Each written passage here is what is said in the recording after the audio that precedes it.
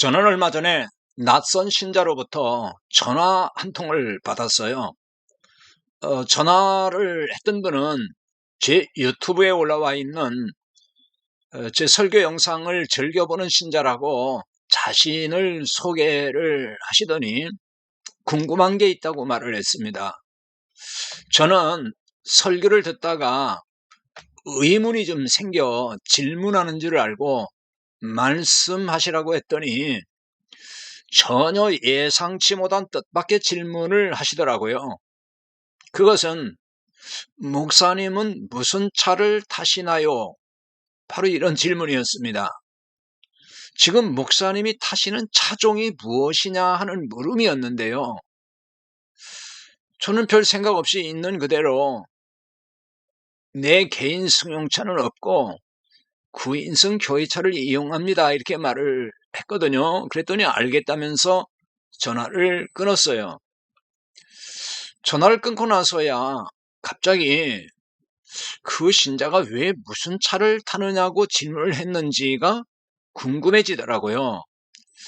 그렇다고 전화해서 물어볼 입장도 아닌 것 같아서 전화를 걸지는 않았지만은 머리에 여러 가지 생각이 오갔습니다.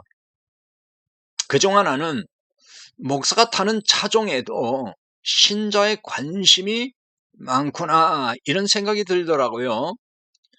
신자는 목사가 타는 차종까지도 예민하게 반응한다는 점을 전혀 모르지는 않았지만 새삼 재인식하는 계기가 됐어요.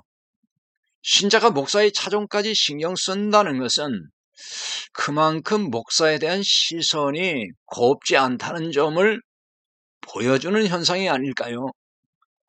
이런 현상은 교회마다 좀 차이가 있을 거예요. 무슨 차를 타든지 상관하지 않는 교회도 있을 테고요. 그런가 하면 차종에 따라서 민감하게 반응하는 교회도 있을 겁니다.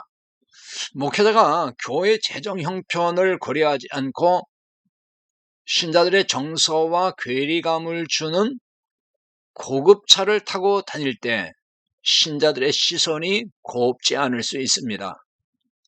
그런데요, 이런 점을 아는지 모르는지 모르지만 자신이 타고 싶은 고급 승용차를 무리해서라도 구매하는 목사들도 있어요. 이 때문에 신자들이 시험에 들거나 목사를 공격하는 일이 발생해서 목회 어려움을 겪기도 하죠. 무리한 건축으로 빚더미에 앉은 교회에서 목회하는 어느 담임 목사가 있었습니다. 너무 어려워서 은행 이자를 내기도 참 힘든 그런 지경에 처했거든요. 그런데 어느 날 중형급 승용차를 구매하더라고요. 교회는 승합차가 한 대 있었는데도 굳이 중형 승용차를 타겠다는 거였어요. 이 같은 처신에 비판이 쏟아지자 자신은 부흥사로 활동하기 때문에 승합차를 타고 다니는 것에 체면이 좀 안 선다면서 이런 변명을 늘어놓더라고요. 이런 변명에 공감할 신자가 몇 명이나 있을까요?